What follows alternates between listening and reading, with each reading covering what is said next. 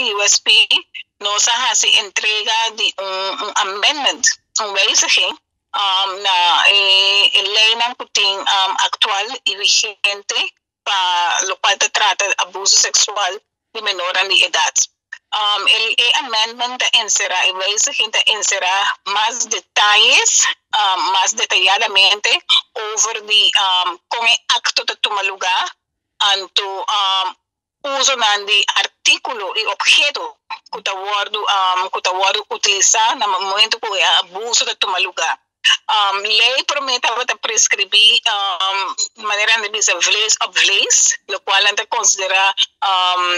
penes com vagina, com típicos na ensina, pero agora que está bem mais em detalhes over the mais description a base de costa que a passa e reportagem com agora de abuso sexual de com o acto fantasma de tomar lugar.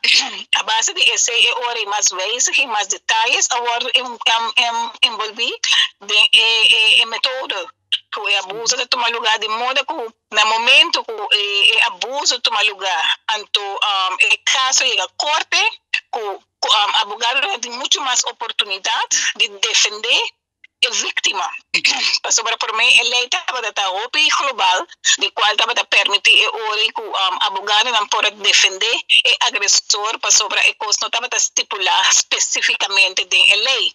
Pero mirando como